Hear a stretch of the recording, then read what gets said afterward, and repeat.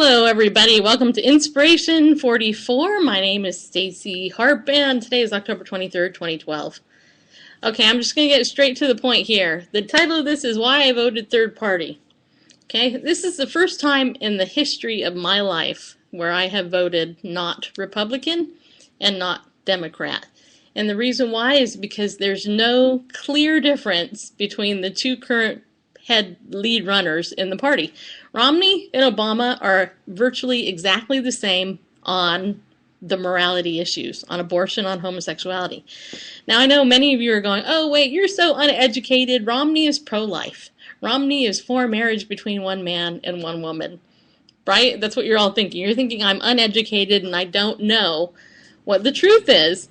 But the problem is I do know what the truth is because I know what Romney's record is, which is why for the first time in the history of my voting career, since I was 18 and I've been voting in every election ever since, I chose, because I thought and I prayed over my decision to vote third party. And so I didn't throw away my vote, although some people keep saying that, and I didn't vote because of my feelings, no.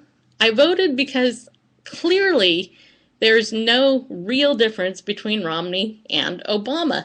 And I know people are jumping up and down saying, oh, it's night and day. Romney is the lesser of two evils. Well, you know what? Romney is still evil. 4 years ago, he wasn't good enough to be the Republican candidate, and now all of a sudden he's our knight in, shining armor riding on a white horse?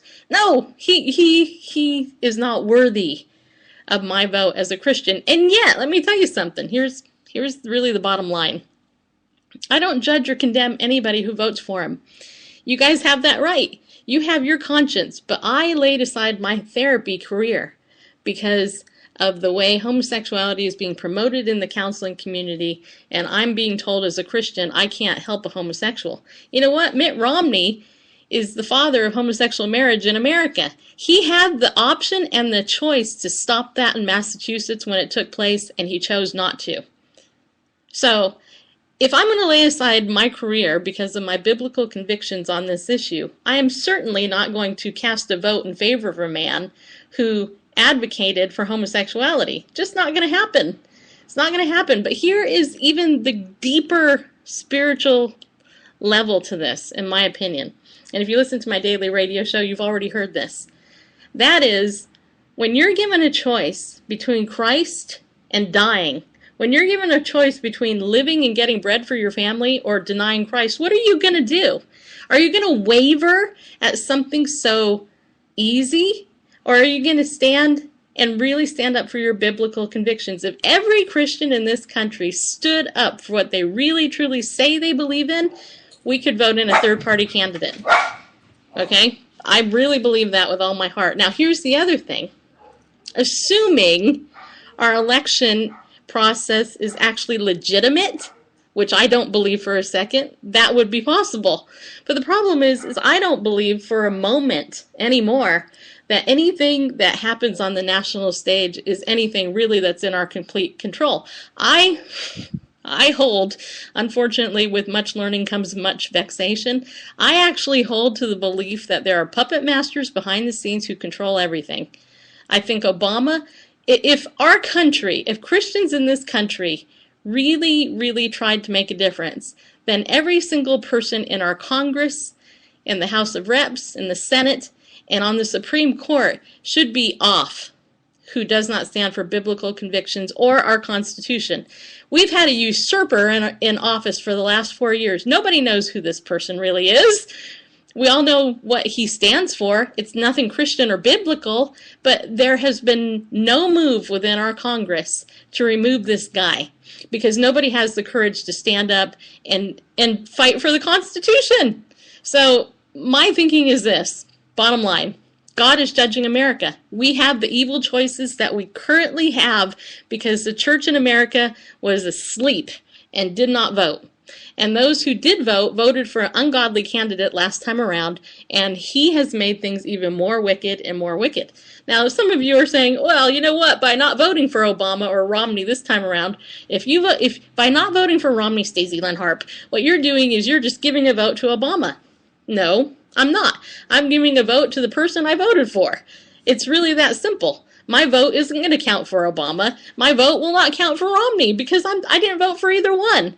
But see, the problem is we have the Christian right who are all about money. I'm just going to say it. They're all about money. And all the bigwig leaders out there who are, trying to tell you stuff. Oh, this is it. This is the end of the world as we know it. You know what? Money talks. Mitt Romney is loaded. The LDS Church is loaded. If you don't think that Mormon money has played into any of those things, you're blind. That's all I got to tell you. You are completely blind if you don't think that the LDS money hasn't paid off the Christian right on some level. And I'm being completely serious about that. So, I know this is a heated conversation today, and I want you to know that you still have the choice. If you haven't already voted absentee like me, you still have the choice to vote your real conscience. Don't compromise that. I mean, seriously, don't compromise that. I know the arguments, oh, you're not voting for a pastor-in-chief. Well, no, I'm not, but I'm certainly not going to vote for a man who has promoted and proven time and time again that he doesn't value life or marriage as one man and one woman. Those issues are extremely important to me. And hopefully they are to you. But if you want to compromise on those issues, go ahead. You've got to live with your conscience. Now, whether or not Romney ends up president or Obama is back in the office again, bottom line is if you're going to vote with conviction. Don't vote out of fear. See, that's the problem that I see. Everybody is voting for Romney out of fear. Oh, I don't want Obama to be in office again. I'm sorry, but Romney isn't going to do anything to help you. He's just not going to. And you can mark my words. Here it is, October 23rd. Romney isn't going to give you what you're voting for or what you think you're voting for. He isn't going to do it. He's a puppet. And he's a liar. He's unethical and he's immoral. So you're voting for Obama regardless if you vote for Romney or not. That's the bottom line. And, so don't be fooled by the puppet show, people. Don't be fooled. That's all I'm saying. All right, now that's my say. It's kind of unlike my normal Inspiration 44, but that's kind of where I'm at. All over Facebook this morning, there's people insulting people like me who've decided to vote third party. You know what? I'm not insulting you. I'm just telling you, be aware of who you're voting for. Don't vote stupidly, even though, you're voting out of fear. Don't vote out of fear. I guess that's my bottom line. Think about why you're voting. Don't vote out of fear. Vote your conscience. And if you can do that and you're not afraid, good. Just don't vote out of fear. All right? That's my opinion. You can leave your thoughts here if you'd like, and I'll talk to you tomorrow. And I promise I won't talk about politics tomorrow. All right. Thanks a lot. Remember, follow me at @44inspiration, and I'll talk to you soon. Bye.